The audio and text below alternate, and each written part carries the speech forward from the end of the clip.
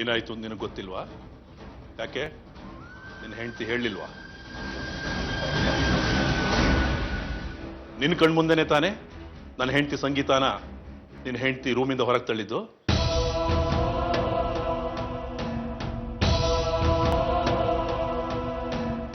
Daddy ಅವಳು ಕೋಪದಲ್ಲೇನೋ. ಅದೇ ಕೋಪನ ನಿಮ್ಮ ಮೇಲೆ ಬೇರೆಯವ್ರು ತೋರಿಸಿದ್ರೆ ನಿಮ್ಮ ಪರಿಸ್ಥಿತಿ ಏನಾಗ್ತಿತ್ತು? ನೀವೇನ್ ಮಾಡ್ತಿದ್ರಿ?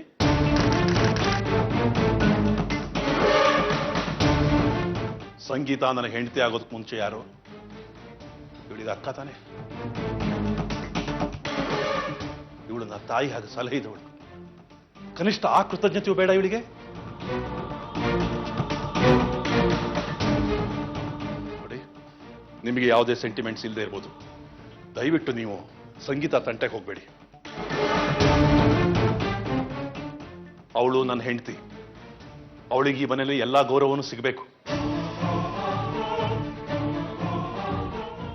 ಅವಳು ಕಂಡ್ರೆ ನಿಮಗೆ ಇಷ್ಟ ಇಲ್ಲ, ಸುಮ್ಮನೆ ಇದ್ಬಿಡಿ. ಅದು ಬಿಟ್ಟು ಅವಳನ್ನು ಹೀಯಾಳಿಸೋದು, ಅವಳಿಗೆ ಅವಮಾನ ಮಾಡೋದು, ಹೀಗೆ ರೂಮಿಂದ ಹೊರಗೆ ತಳ್ಳೋದು ಮಾಡಿದ್ರೆ ನಾನು ನಿಮಗೂ ಹಾಗೆ ಮಾಡಬೇಕಾಗತ್ತೆ.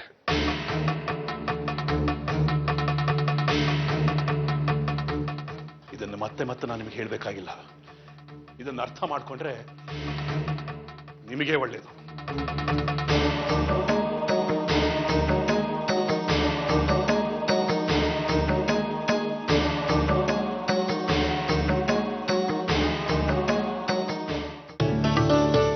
ಅಲ್ಲ, ಕ್ಷಮೆ ಕೇಳ್ತೀನಿ ಅಂತ ಹೋಗಿ ಪಾಪ ಅವನು ನಿಮ್ಮ ಕಾಲಿಗೆ ಬಿದ್ದ ಕ್ಷಮೆ ಕೇಳಿದ ತಕ್ಷಣ ನೀವು ನಿಮ್ಮ ದರ್ಪದ ಬುದ್ಧಿ ತೋರಿಸಿ ಬಿಟ್ರಲ್ಲ.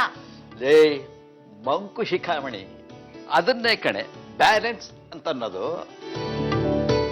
ನಾನ್ ಬಾಯಿ ಬಿಡೋಕ್ ಮುಂಚೆ ಅವನು ಕಾಲಿಗೆ ಬಿದ್ದು ಕ್ಷಮೆ ಕೇಳಿದ್ನ. ಅವನು ಕ್ಷಮೆ ಕೇಳ್ತಿರ್ಬೇಕಾದ್ರೆ ನಾನು ಕ್ಷಮೆ ಕೇಳಿದ್ರೆ ನನ್ನ ವ್ಯಕ್ತಿತ್ವದ ಗತಿ ಏನೇ? ಅದಕ್ಕೋಸ್ಕರ ಅವನು ಕ್ಷಮಿಸೋ ಥರ ನಾಟಕ ಆಡಿ ಬುದ್ಧಿವಾದ ಹೇಳಿದೆ ಅಷ್ಟೇ. ಈಗಲಾದ್ರೂ ಗೊತ್ತಾಯ್ತಾ ನಮ್ಮ ಮಗ ಎಷ್ಟು ಒಳ್ಳೆಯವನು ಅಂತ? ನೀನ್ ಹೇಳದೆ ಇದ್ರೆ ನನಗೆ ಗೊತ್ತೇ ಆಗೋದಿಲ್ಲ. ಸಾಕು ಸುಮ್ಮನೆ.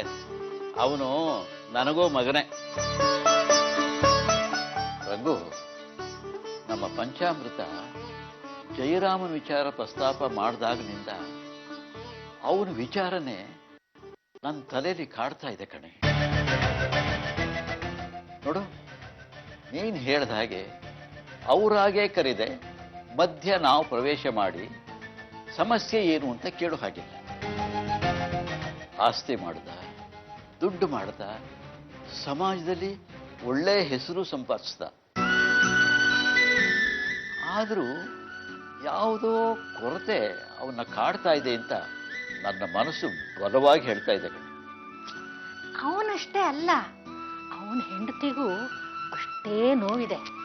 ಅವಳ ನಗು ಮುಖದ ಹಿಂದೆ ಎಷ್ಟು ನೋವಿದೆ ಅಂತ ಅವಳು ನಮ್ಮ ಮುಂದೆ ತೆರೆದು ಇಡ್ತಾ ಇಲ್ಲ ರೀ. ಅವತ್ತು ಗಾಬರಿಯಿಂದ ಅವಳು ಓಡ್ ಹೋಗಿ ಕಾರಿನ ಬಾಗಿಲು ತೆಗೆದು ಮಾತ್ರೆಗಳನ್ನೆಲ್ಲ ತಕೊಂಡು ರೂಮಿಗೆ ಹೋದ್ಲಲ್ಲ. ನಾನು ಆಮೇಲೆ ಅವಳನ್ನು ಕೇಳಿದೆ. ಅದಕ್ಕೆ ಅವಳು ತಲೆನೋವಿನ ಮಾತ್ರೆ ಅದು ಜಯರಾಮಂಗ್ ಬೇಕಾಗಿತ್ತು ಅಂತಂದ್ಲು. ಕೆಲವೊಂದು ಸಲ ಅವರಾಗೇ ಹೇಳಿ ಅಂತ ನಾವು ಕಾಯೋದು ತಪ್ಪು ರೀ. ಮತ್ತೇನ್ ಮಾಡ್ಬೇಕು ಅಂತೀಯ? ಅಲ್ಲ, ನಾನು ಯಾಕೆ ಹೇಗೆ ಹೇಳ್ತೀನಿ ಅಂದ್ರೆ, ಅವ್ರು ಯಾರು? ನಮ್ಮ ಹುಡುಗರೇ ತಾನೆ. ಅವ್ರು ಕರೆದ್ರೆ ಮಾತ್ರ ನಾವು ಹೋಗ್ಬೇಕಾ? ಅವ್ರ ನಡುವೆ ಅದು ಎಂಥ ಗಂಭೀರವಾದ ಸಮಸ್ಯೆ ಇದೆಯೋ ಯಾರಿಗ್ ಗೊತ್ತು. ನಮಗ್ ಅನುಮಾನ ಬಂದ ಮೇಲೂ ಸುಮ್ಮನೆ ಇದ್ದು ನಾಳೆ ದಿನ ಏನಾದ್ರೂ ಹೆಚ್ಚು ಕಡಿಮೆ ಆದಾಗ ನಾವು ಸ್ವಲ್ಪ ಕಾಳಜಿ ವಹಿಸಿದ್ರೆ ಹೀಗಾಗ್ತಿರ್ಲಿಲ್ಲ ಅಂತ ಪಶ್ಚಾತ್ತಾಪ ಪಡೋರು ನಾವೇ ತಾನೆ.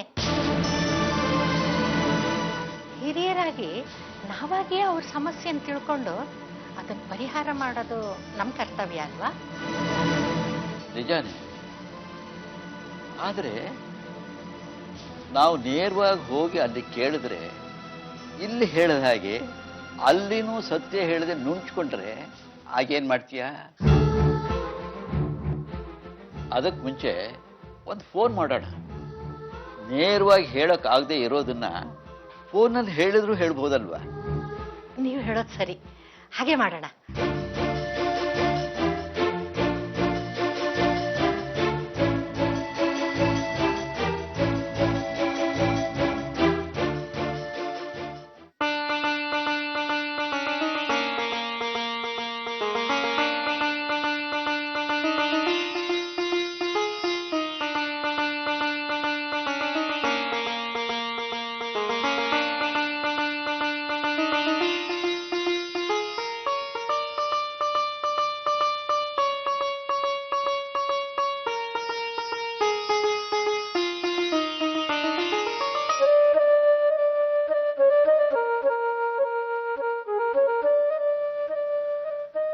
ಕಾರಣಕ್ಕೆ ಸೀತು ವಿಷಯನ ನಿಮ್ಮ ಹತ್ರ ಹೇಳೋದಕ್ಕೆ ನಾನು ಹಿಂಜರ್ತಿದ್ದು.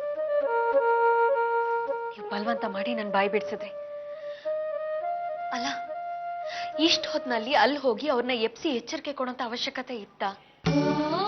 ಸೀತು ವಿಷಯ ಬಿಡಿ, ಸಂತೋಷ್ ಮನ್ಸಿಗೆ ಎಷ್ಟು ನೋವಾಗಿರಲ್ಲ. ಅಂದ್ರೆ ಅವ್ರ ನಡವಳಿಕೆಯಿಂದ ನಿನ್ ಮನಸ್ಸಿನ ನೋವಾಗಿಲ್ವಾ? ನೀನ್ ಹೊಂದ್ಕೊಂಡಿಲ್ವಾ? ನನ್ನ ವಿಷಯ ಬಿಡಿ ನೀವು. ಪರಿಸ್ಥಿತಿ ನಮಗೆ ವ್ಯತಿರಿಕ್ತವಾಗಿದೆ. ಪದೇ ಪದೇ ಕೆತ್ಕೋದಕ್ಕಿಂತ ಕೆಲವೊಂದ್ಸಲ ಸುಮ್ಮನೆ ಬಿಡೋದೇ ಒಳ್ಳೇದು. ಈಗ ನೀವ್ ಹೋಗಿ ಅವ್ರಿಗೆ ಎಚ್ಚರಿಕೆ ಕೊಟ್ಟು ಬಂದಿದ್ದೀರಾ. ಅವರೆಲ್ಲ ಏನ್ ಅನ್ಕೊಳ್ತಾರೆ ಗೊತ್ತಾ? ನಾನ್ ನಿಮಗ್ ಹಚ್ಕೊಟ್ಟಿದ್ದೀನಿ ಅಂತ ಅನ್ಕೊಳ್ತಾರೆ. ಕಾಯಿದ್ಮೇಲೆ ಉಪ್ಪು ಸುರಿದಾಗ ಆಗತ್ತೆ. ನಮ್ಮ ಅವ್ರ ನಡುವೆ ಅಸಮಾಧಾನ ಹೆಚ್ಚಾಗ್ತಾ ಹೋಗುತ್ತಲ್ವಾ? ಎಂಥದ್ದು ಇಲ್ಲ, ತಪ್ಪು ಮಾಡಿದವರು ಅವರು. ಎಷ್ಟೊಂದು ಸೋಲ್ತೀಯ ನೀನು. ಈಗ ಸೋಲ್ತಾ ಹೋದ್ರೆ ಸವಾರಿ ಮಾಡೋ ಜನ ನೆಲ ಕಚ್ಚೋವರೆಗೂ ಬಿಡೋದಿಲ್ಲ. ಮನುಷ್ಯನ ಮೇಲೆ ಒಬ್ರನ್ನೊಬ್ರು ಗೌರವಿಸ್ಬೇಕು, ಅದು ಸಂಸ್ಕಾರ. ಅದನ್ನು ಅವ್ರು ಮರ್ತು ನಡೆದಾಗ ಮನೆ ಹಿರಿಯನಾಗಿ ಅದನ್ನು ತಿಳಿಸಿ ಹೇಳಬೇಕಾದ್ದು ನನ್ನ ಕರ್ತವ್ಯ. ನಾನು ಗಾಯದ ಮೇಲೆ ಉಪ್ಪು ಹಾಕ್ತಾ ಇಲ್ಲ ಸಂಗೀತ. ಆಗಿರೋ ಗಾಯಕ್ಕೆ ಮುಲಾಮ್ ಹಚ್ಚೋ ಪ್ರಯತ್ನ ಮಾಡ್ತಾ ಇದ್ದೀನಿ. ಆ ಗಾಯ ನಮ್ಮ ಅವರ ನಡುವೆ, ಹಾಗೆ ನಮ್ಮ ನಡುವೆ. ಈ ಗಾಯ ಅದ್ಯಾವಾಗ ಮಾಯಿತ್ತು, ಇನ್ನೂ ಎಷ್ಟು ಕಾಲ ತಗೊಳುತ್ತೋ. ನೀವ್ ಹೇಳ್ತಾ ಇರೋದು ನನ್ಗೆ ನಿಜವಾಗ್ಲೂ ಅರ್ಥ ಆಗ್ತದೆ. ಆದ್ರೆ ನಾವು ಅದನ್ನ ಕಾಲಕ್ಕೆ ಬಿಟ್ಬಿಡ್ಬೇಕು. ಅದನ್ ಬಿಟ್ಟು ಅದ್ರ ಬಗ್ಗೆನೇ ಯೋಚನೆ ಮಾಡ್ತಾ ಕೂತ್ಕೊಂಡ್ರೆ ಮನಸ್ಸಿನ ನೋವು ಇನ್ನೂ ಹೆಚ್ಚಾಗತ್ತಷ್ಟೆ. ನೀವು ಸದಾಕಾಲ ಅದ್ರ ಬಗ್ಗೆನೇ ಯೋಚನೆ ಮಾಡ್ತಾ ಕೂತ್ಕೋಬೇಡಿ. ನಿಮ್ಮ ಮನಸ್ಸನ್ನ ಬೇರೆ ಕಡೆ ಹರಿಸಿ. ನನ್ನ ಯೋಚನೆ ಎಲ್ಲ ನಿನ್ನ ಬಗ್ಗೆನೇ ಸಂಗೀತ. ನಾನು ಒಂದು ಮಟ್ಟಿನ ಭಾರ ಮಾತ್ರ ಹೊರ್ತಾ ಇದ್ದೀನಿ. ಆದ್ರೆ ನೀನು ನನಗಿಂತ 4 ಪಟ್ಟು ಭಾರ ಹೊರ್ತಾ ಇದೀಯಾ. ನನ್ನನ್ನು ಸಮಾಧಾನ ಮಾಡೋ ನಿನ್ನ ಮನಸ್ಸಿನಲ್ಲಿ ಹೊರಗಡೆ ತೋರ್ಸ್ಕೊಳಕ್ ಆಗದೆ ಇರೋ ಇನ್ನೆಷ್ಟು ನೋವಿದೆಯೋ ಯಾರಿಗ್ ಗೊತ್ತು. ಇದನ್ನೆಲ್ಲ ಭರಿಸೋ ಶಕ್ತಿ ಬೇಕು ಅಂದ್ರೆ ನಾವು ಶಾರೀರಿಕವಾಗಿ ದೃಢವಾಗಿದ್ರೆ ಸಾಲದು, ಮಾನಸಿಕವಾಗಿಯೂ ದೃಢವಾಗಿರ್ಬೇಕಾಗುತ್ತೆ. ಆಗ ಮಾತ್ರ ಕೆಲವರನ್ನ ನಿಯಂತ್ರಣದಲ್ಲಿ ಇರಿಸ್ಕೊಳ್ಳೋಕೆ ಸಾಧ್ಯ. ನಾನು ಹೇಳೋದು ಅರ್ಥ ಆಯ್ತಾ?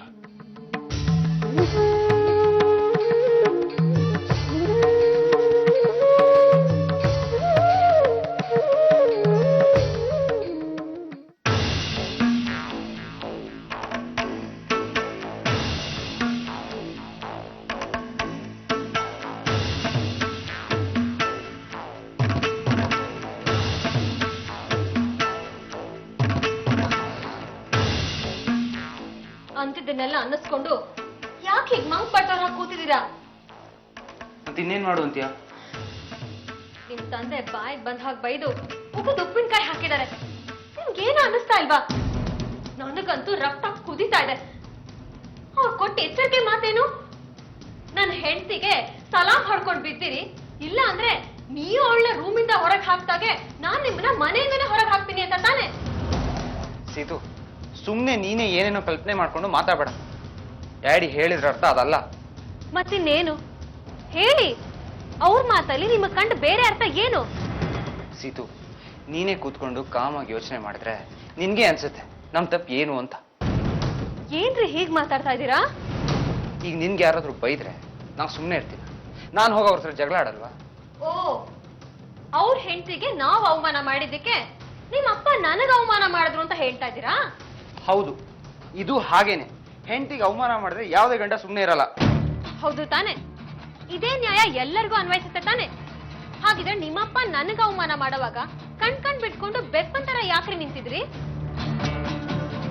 ನನ್ನನ್ನು ವಹಿಸ್ಕೊಂಡು ಒಂದೇ ಒಂದ್ ಮಾತಾಡಿದ್ರ ನೀವು? ಯಾಕೆ ನನ್ನ ಸಪೋರ್ಟ್ ನಿಲ್ಲಿಲ್ಲ? ನಿಮ್ಮ ಪ್ರಕಾರ ನನ್ನ ತಪ್ಪಿತ್ತು, ಅದಕ್ಕೆ ನೀವ್ ನನ್ನ ಸಪೋರ್ಟ್ ನಿಲ್ಲಿಲ್ಲ ಅಲ್ವಾ?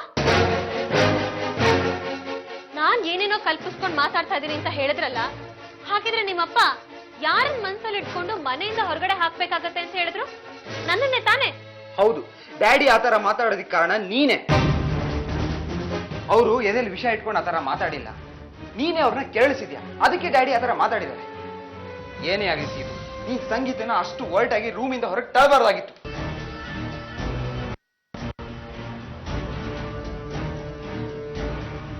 ಅಲ್ಲಿ ಬಲಪ್ರಯೋಗ ಮಾಡೋ ಅವಶ್ಯಕತೆ ಏನಿತ್ತು?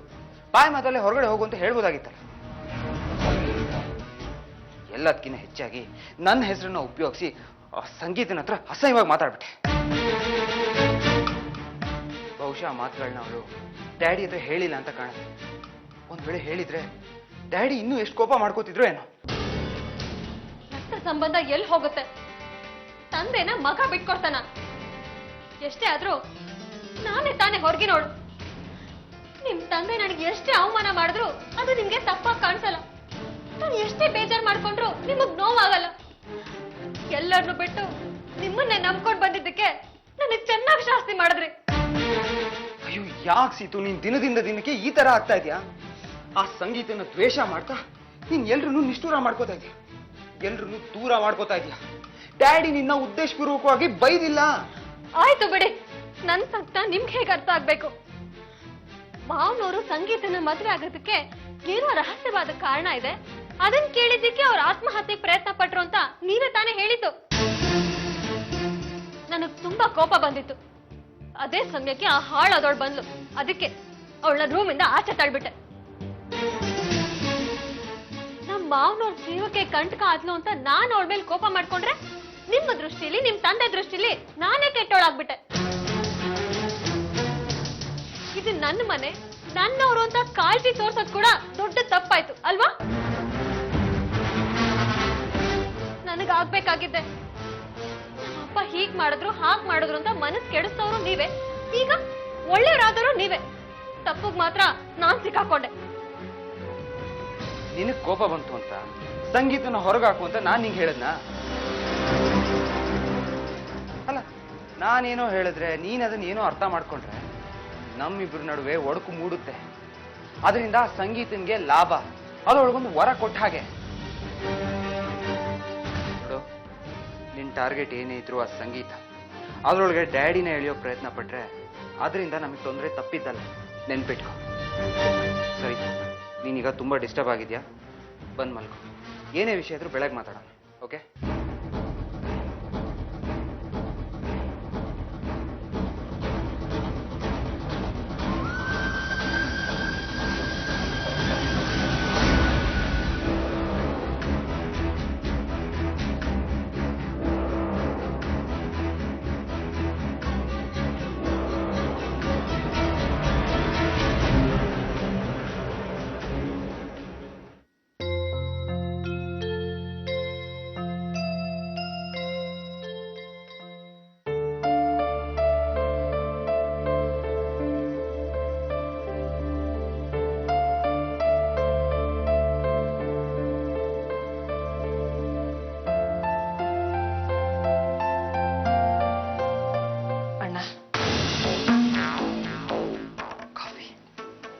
ಥ್ಯಾಂಕ್ಸ್. ಪರವಾಗಿಲ್ವೇ, ರಾತ್ರಿ ಅಡಿಗೆ ಉಳಿಸದೇ ಇದ್ರು ಬೆಳಿಗ್ಗೆ ಕಾಫಿ ಆದ್ರೂ ತಂದು ಕೊಟ್ಟಿದೆಯಲ್ಲ. ಏನಣ್ಣ, ರಾತ್ರಿ ನಡೆದಿರೋ ಘಟನೆನ ನೀನಿನ್ನೂ ಮರ್ತೇ ಇಲ್ಲ. ಅಷ್ಟೇ ಬಿಡು, ಹೆಂಡತಿ ಬಂದ್ಮೇಲೆ ತಂಗಿ ಲೆಕ್ಕಕ್ಕೆ ಇರೋದಿಲ್ಲ. ಏನಾದ್ರೂ ಮಾತಾಡಿದ್ರೆ ದೊಡ್ಡ ಅಪರಾಧ ಆಗ್ಬಿಡುತ್ತೆ. ಸುಮಿತ್ರ, ನಾನು ಅದನ್ನ ಯಾವಾಗಲೂ ಮರ್ತು ಬಿಟ್ಟಿದ್ದೀನಮ್ಮ. ನೀನು ಕಾಫಿ ತಂದು ಕೊಟ್ಟಿಲ್ಲ, ಅದಕ್ಕೆ ತಮಾಷೆ ಮಾಡಿದೆ ಅಷ್ಟೇ. ನೀನ್ ನಿಜವಾಗ್ಲೂ ಅದನ್ನ ಮರ್ತಿದ್ರೆ ಹೀಗೆ ಪ್ರಸ್ತಾಪ ಮಾಡಿ ವ್ಯಂಗ್ಯ ಮಾಡ್ತಿರ್ಲಿಲ್ಲ. ನಾನು ರಾತ್ರಿ ಎಲ್ಲ ಯೋಚನೆ ಮಾಡಿದೆ, ತಪ್ಪು ನಂದೇ ಅಂತ ಅನಿಸ್ತು. ನೀ ಮಾಡಿದ ತಪ್ಪು ಅನಿಸ್ತಲ್ಲ, ಅದು ಸಾಕು ಬಿಡು. ಅಣ್ಣ, ನಿನಗೆ ವರ್ಷೆ ಆಗುತ್ತೋ ಇಲ್ವೋ ಅಂತ ವಿಚಾರ ಮಾಡಿದೆ. ಆ ಸಂಗೀತನ ಮದ್ವೆ ಆಗಿ ಮನೆಗೆ ಬಂದ್ಬಿಟ್ಟೆ. ಈ ಮದ್ವೆಯಿಂದ ನಾವು ತಲೆ ಎತ್ತಿ ಓಡಾಡೋಕ್ಕಾಗ್ತಿಲ್ಲ ಅಣ್ಣ. ಅದೇನು ಅಂತಾರಲ್ಲ, ಜನಾರ್ದನನಿಗೆ ಉತ್ತರ ಕೊಟ್ರು ಜನರಿಗೆ ಉತ್ತರ ಕೊಡೋಕ್ಕಾಗೋದಿಲ್ಲ ಅಂತ. ನನ್ನ ಕಣ್ಣು ಮುಂದೆನೆ ಈ ಮನೆ ಮಾನ ಮರ್ಯಾದೆ ಹಾಳಾಗ್ತಿರೋದು ನೋಡಿದ್ರೆ ನನಗೆ ನೋವಾಗುತ್ತೆ ಅಣ್ಣ. ನಾನು ಎಷ್ಟೋ ಸರಿ ಅನ್ಕೋತಿದ್ದೀನಿ ಆತ್ಮಹತ್ಯೆ ಮಾಡ್ಕೊಂಡ್ಬಿಡ್ಬೇಕು ಅಂತ. ಆದ್ರೆ ನನ್ನನ್ನೇ ನಂಬ್ಕೊಂಡಿರೋ ನನ್ನ ಮಗಳ ರಾಶಿ ನೆನಪಾಗಿ ಆ ವಿಚಾರನ ಕೈ ಬಿಟ್ಬಿಟ್ಟಿದ್ದೀನಿ. ಅಲ್ಲಣ್ಣ, ನಾನೇನ್ ಹೊರಗಿನವಳ? ನನಗೂ ಹೇಳ್ದೆ ಈ ಮದ್ವೆ ಮಾಡ್ಕೊಳ್ಳೋ ಅಂತ ಅಗತ್ಯ ನಿನಗೇನಿತ್ತು? ಇವತ್ತಲ್ಲ ನಾಳೆ ನೀನೇ ಬಂದು ನನ್ಗೆಲ್ಲ ಹೇಳ್ತೀಯ ಅಂತ ಅನ್ಕೊಂಡಿದ್ದೆ. ಆದ್ರೆ ನಿನ್ ಬಾಯೇ ಬಿಡ್ಲಿಲ್ಲ. ನನ್ಗೆ ಯಾಕೋ ಈ ಮನೇಲೇ ಇರ್ಬೇಕು ಅಂತ ಅನ್ನಿಸ್ತಿಲ್ಲ. ಹೊರಗಡೆ ಹೋಗಿ ನನ್ನ ಬದುಕನ್ನ ನಾನು ರೂಪಿಸ್ಕೋಬೇಕು ಅಂತ ಮಾಡ್ಬಿಟ್ಟಿದ್ದೀನಿ. ನನ್ನ ಮೇಲಿನ ಕೋಪಕ್ಕೂ ಅಸಹನೆಗೂ ನೀನು ಸ್ವಾಭಿಮಾನದಿಂದ ಇಲ್ಲಿಂದ ಹೊರಗಡೆ ಹೋಗಿ ನಿನ್ನ ಬಾಳನ್ನು ರೂಪಿಸ್ಕೋಬೇಕು ಅಂತಿದೆಯಲ್ಲ, ಅದಕ್ಕಿಂತ ಸಂತೋಷದ ವಿಷಯ ಬೇರೆ ಇನ್ನೇನಿದೆಯಮ್ಮ? ಸುಮಿ, ಮನುಷ್ಯನಲ್ಲಿ ಅಂತ ಒಂದು ಕಿಚ್ಚು ಹುಟ್ಟಿದಾಗಲೇ ಜೀವನದಲ್ಲಿ ಏನಾದರೂ ಸಾಧಿಸೋದಕ್ಕೆ ಸಾಧ್ಯ, ಉದ್ಧಾರ ಆಗೋದು. ನೀನು ಹೇಳೋದು ಸರಿಯಮ್ಮ, ಸಂತೋಷವಾಗಿ ಹೋಗ್ಬಾ. ನಿನಗೆ ನನ್ನ ಆಶೀರ್ವಾದ ಯಾವತ್ತೂ ಇದ್ದೇ ಇರುತ್ತೆ.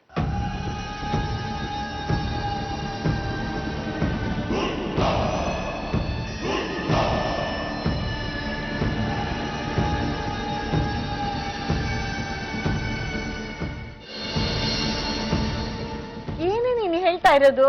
ನಿಜ ಅತ್ತೆ, ನನ್ನ ಮನಸ್ಸಲ್ಲಿ ಏನಾದ್ರೂ ಹೆಚ್ಚು ಕಡಿಮೆ ಆದ್ರೆ ಅನ್ನೋ ಒಂದು ಸಣ್ಣ ಅಳುಕಿತ್ತು. ಆದ್ರೆ ಇಷ್ಟ್ರ ಮಟ್ಟಿಗೆ ಅವ್ನ ರಿಯಾಕ್ಷನ್ ಇರುತ್ತೆ ಅಂತ ನಾನು ಅಂದ್ಕೊಂಡಿರ್ಲಿಲ್ಲ. ಆಯ್ತು ಹೊರಡಮ್ಮ ಅಂತ ಅಂದ ತಕ್ಷಣ ನನ್ನ ಮೈಂಡೇ ಬ್ಲಾಕ್ ಆಗೋಯ್ತು ಅತ್ತೆ. ಏನೋ ನನ್ನ ಹಣೆಯಲ್ಲಿ ಹೀಗಾಗ್ಬೇಕು ಅಂತ ಬರೆದಿತ್ತು, ಆಗೋಯ್ತು. ಹಾಗಂತ ಅದ್ರ ಪರಿಣಾಮನ ನೀವೆಲ್ಲ ಯಾಕೆ ಅನುಭವಿಸ್ಬೇಕು? ನನ್ನ ಕಾರಣದಿಂದ ಇನ್ನೊಬ್ರು ನೋವು ಅನುಭವಿಸೋದು ನನಗೆ ಇಷ್ಟ ಆಗೋದಿಲ್ಲ ಸುಮಿತ್ರಾ. ಅಣ್ಣ, ಅದು ಹಾಗಲ್ಲಣ್ಣ. ಇಲ್ಲಮ್ಮ, ತಪ್ಪು ನಡೆದು ಹೋಗಿದೆ. ತಾಳೆ ರಸಕ್ಕಿಂತ, ಮಾಗಿ ಚಳಿಗಿಂತ, ಕಿರುಕುಳ ಕೊಡುವ ನೆರೆಹೊರೆಯವರಿಗಿಂತ ತೀಕ್ಷ್ಣವಾದದ್ದು ದುಷ್ಟ ಜನರ ಸಹವಾಸ ಅಂತಾರೆ. ನಾವೇನೋ ಮಾಡಬಾರದು ಮಾಡಿ ಕೂಲಿಗೆಟ್ಟು ಹೋಗಿದ್ದೀವಿ. ನಮ್ಮ ಪಾಪದಲ್ಲಿ ನೀನ್ಯಾಕಮ್ಮ ಪಾಲು ಹಂಚ್ಕೋಬೇಕು? ಬದುಕು, ಹೊರಗಡೆ ಹೋಗಿ ನಿನ್ನ ಕಾಲ ಮೇಲೆ ನೀನು ನಿಂತು ಮರ್ಯಾದೆಯಾಗಿ ಬದುಕು. ಅಣ್ಣ, ಅಲ್ಲಮ್ಮ, ನೀನು ಗಂಡನಿಂದ ದೂರಾಗಿ ನಿನ್ನ ಅತ್ತೆ ಮನೆ ಬಿಟ್ಟು ಬಂದಾಗ ನಿನಗೆ ಅವಮಾನ ಅನಿಸ್ಲಿಲ್ಲ. ಇವತ್ತು ನಾನು ಹೀಗೆ ಮಾಡಿದ್ದು ನಿನಗೆ ದೊಡ್ಡ ಅವಮಾನ ಅನಿಸ್ತಲ್ಲ? ನಿಜಮ್ಮ, ನಾನು ಮಾಡಿರೋ ಅಪರಾಧದ ಮುಂದೆ ನಿಂದು ಏನೇನೂ ಅಲ್ಲ. ಆಯ್ತು, ಹೋಗ್ಬೇಕು ಅಂತಿದ್ಯಾ? ಹೋಗ್ಬಾ. ಎಲ್ಲಿಗೆ ಹೋಗ್ಬೇಕು ಹೇಳು, ನಾನೇ ಕಾರಲ್ಲಿ ಡ್ರಾಪ್ ಮಾಡಿ ಬರ್ತೀನಿ. ನಿನ್ನ ಮರ್ಯಾದೆಗೆ ಚ್ಯುತಿ ಬಂದ ಮೇಲೂ ನೀನ್ ನೋವು ಅನುಭವಿಸ್ಕೊಂಡು ಇಲ್ಲಿರೋದು ಸರಿಯಲ್ಲ. ಅದು ನನಗಿಷ್ಟನೂ ಆಗೋದಿಲ್ಲ. ಅಲ್ಲ ಸುಮಿತ್ರಾ, ಬಾಯ್ ಮಾತಿನ ಉಪಚಾರಕ್ಕಾದ್ರೂ ಹೋಗ್ಬೇಡಮ್ಮ, ಇಲ್ಲೇ ಇರು ಅಂತ ನಿಮ್ಮ ಅಣ್ಣ ಹೇಳಿಲ್ವಾ? ಅಪ್ಪಿ ತಪ್ಪಿನು ಅಂತ ಒಂದು ಮಾತನ್ನು ಅವನು ಆಡ್ಲಿಲ್ಲ ಅತ್ತೆ. ಅಯ್ಯೋ ಗ್ರಹ ಸಾರ್ವೆ, ಅವನು ಮಾತಾಡಿದ್ದನ್ನ ನೋಡಿದ್ರೆ ನಮ್ಮನ್ನ ಆದಷ್ಟು ಬೇಗ ಇಲ್ಲಿಂದ ಓಡಿಸ್ಬೇಕು ಅಂತ ಇದ್ದಾನೆ ಅಂತ ಅನ್ಸುತ್ತೆ. ನಮ್ಮನ್ನ ಅಂದ್ರೆ ಇನ್ಯಾರು? ನನ್ನನ್ನ, ನಿಮ್ಮನ್ನ. ನನಗೇನಾದ್ರೂ ಆ ರೀತಿ ಮಾತಾಡಿದ್ದಿದ್ರೆ ಒಂದು ಕ್ಷಣನೂ ಈ ಮನೇಲಿ ಇರ್ತಾ ಇರ್ಲಿಲ್ಲ. ಆ ದರಿದ್ರದವಳು ಯಾವ ರೀತಿ ತಲೆ ಕೆಡ್ತಿದ್ದಾಳೆ ನೋಡು. ತಂಗಿ ಈ ರೀತಿ ಗೋಳಾಡ್ತಿದ್ದಾಳೆ ಅನ್ನೋದನ್ನು ನೋಡ್ದೆ ಹಾಗೆ ಮಾತಾಡ್ ಕಳ್ಸಿದ್ದಾನಲ್ಲ, ಅವ್ನಿಗೊಂಚೂರು ಕನಿಕರ ಅನ್ನೋದೇ ಇರ್ಲಿಲ್ವೇನೆ? ನಮ್ಮ ಅಣ್ಣನ ಮನಸ್ಸು ಹಾಲಿನ ಕಡ್ಲಿನ ತರ ಇತ್ತು ಅತ್ತೆ. ಯಾವಾಗ ಈ ಶೂರ್ಪನಕ್ಕೆ ಅವನ ಜೀವನದಲ್ಲಿ ಪ್ರವೇಶ ಮಾಡಿದ್ಲೋ ಅವನ ಮನಸ್ಸಲ್ಲಿ ಹುಳಿ ಹಿಂಡ್ಬಿಟ್ಲು. ಅದೀಗ ಒಡೆದಿರೋ ಹಾಲಾಗಿದೆ. ಛೇ, ನಂಗಂತೂ ತಡ್ಕೊಳಕ್ಕೆ ಆಗ್ತಿಲ್ಲ ಕಣೆ.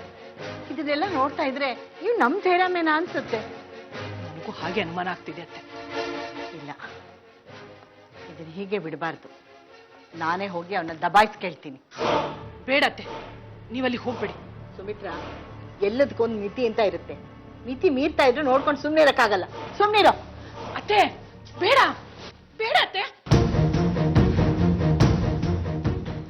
ಅಯ್ಯೋ, ನನಗೆ ಉಪದೇಶ ಮಾಡ್ತಿದ್ದ ಅತ್ತೆಗೆ ಏನಾಯ್ತೀಗ? ನನಗೆ ಮುಖದಲ್ಲಿ ನೀರಿಳಿಸಿದಾನೆ ನಮ್ಮಣ್ಣ, ಇನ್ನು ಅತ್ತೆಗೆ. ಅಯ್ಯೋ ದೇವ್ರೆ,